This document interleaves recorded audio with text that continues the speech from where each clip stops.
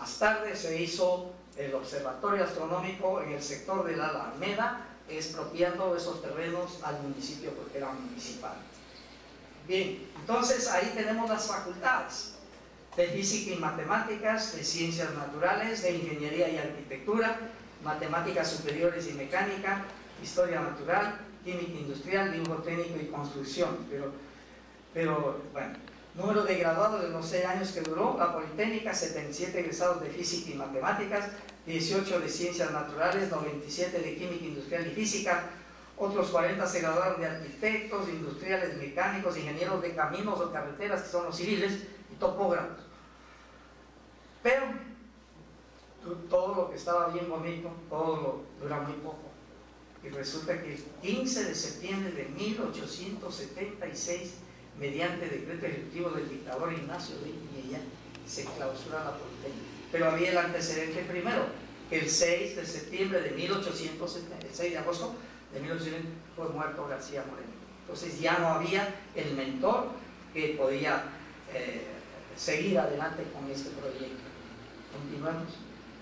Entonces ahora tenemos la segunda fundación de la Escuela Politécnica del Ecuador. Resulta que Velasco Ibarra era hijo del ingeniero civil Alejandrino Velasco, que fue de la tercera promoción, o sea que entró en 1873 a 1874, y vio a su padre que tuvo problemas de poder graduarse, porque él se quedó como egresado, y entonces había problemas en ese caso lo que hizo fue otra vez renacer a la universidad, y a través de estos profesores que a la vez se convirtieron en profesores, entre ellos se graduaron, y así salió el ingeniero Alejandrino Velasco, graduado de ingeniero civil. Entonces eso vio él, Velasco Ibarra, y Velasco Ibarra pues él era también asimismo fanático de la educación técnica superior, y entonces quiso, cuando él en el primer mando que él tuvo, ¿no?, que duró del 1 de septiembre del 34 hasta el 22 de agosto del 35, en que fue depuesto, ahí lo fundó la Escuela Politécnica. La fundó justamente en donde actualmente es el Ministerio de Defensa, en la Recoleta, en un sector les ubicaron en uno de los edificios que sirvió para la exposición internacional de los 100 años de independencia. En 1910 se cumplían 10 años de independencia y se hicieron una serie de edificios, cada país se representaba en cada edificio, y uno de ellos fue para la Escuela Politécnica.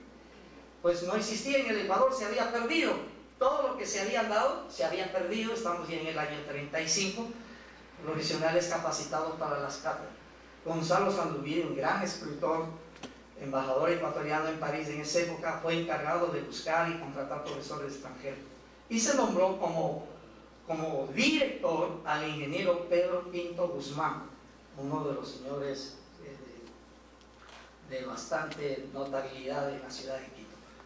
Y se trajo profesores extranjeros para electrotecnia, caminos y ferrocarriles, cálculo superior, física, mecánica racional, dibujo técnico, química orgánica, industrial, astronomía, geología y mina.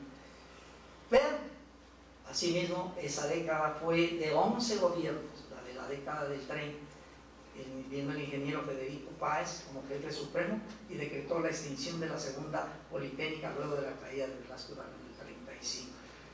¿Qué sucedió entonces con esos profesores que se había hecho el contrato? Había que hacerles algo. Entonces lo que sucedió es que se creó la Escuela de Artilleros e Ingenieros del Ejército, y allí comenzaron a dar clases, ¿no?, en la escuela, hasta que en el año 41-42 finalizaron los contratos y se fueron todos los profesores. Bien, entonces de nuevo Velasco Ibarra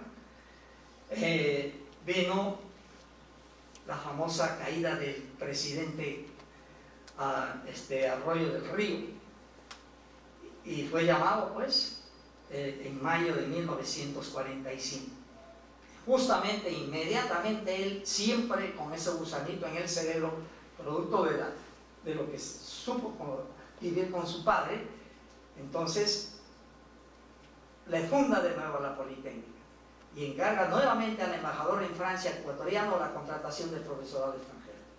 Ahí el director aparece, ahora se hace la Politécnica en un edificio frente a donde está justamente el observatorio astronómico, o sea, en Alameda. Ese es el que estaba, ahora es otro lugar, ¿no? Entonces, este fue el ministro de Educación del doctor Velasco Ibarra. Posteriormente le sucedió el ingeniero Rubén Orellana, le llamaban el Orico, quien estuvo 25 años como rector, ¿no? No sé si el ingeniero lo conoció, ¿tú lo conociste? Ya estábamos aquí. Materias iniciales: geología, electrotecnia, física, química, hidráulica y geodesia. Veamos ahí qué más hay. Los técnicos egresados en hidráulica, electrotecnia, matemática, física, químicos industriales.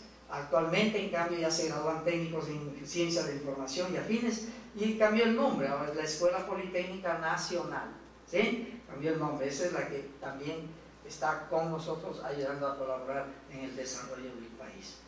¿Sí? Bien, entonces ahí tenemos ya la historia de la primera Politécnica del Litoral, ¿sí? A través de el gran presidente Camilo Ponce Enríquez, quien nació justamente el 31 de enero de 1912, a los 3 días de muerto de la matanza del Loy Alfaro. Caía un ídolo del liberal, pero también asomaba otro bastión del conservadurismo, que fue Camilo Ponce Enríquez, ¿sí? Murió en la ciudad de Quito en 1976, un gran estudiante del Colegio Jesuita San Gabriel, y realizó sus estudios superiores en la Universidad Central de Quito y en la Universidad Santiago de Chile, optando al grado de doctor en jurisprudencia en el año de 1938.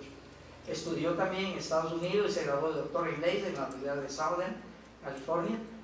Orador de gran elocuencia y conocedor de las excelencias del idioma español, y catedrático de diferentes colegios de la capital. Periodista también de varios medios de comunicación. Fue ministro de Relaciones Exteriores de Velasco Ibarra en el 45, ¿se acuerdan? Que subió con la gloriosa, el famoso, gloriosa llamaba esa revolución, Velasco Ibarra, y firmó la inclusión del Ecuador en la ONU. Además fue senador funcional por la agricultura de la sierra a inicios del 52.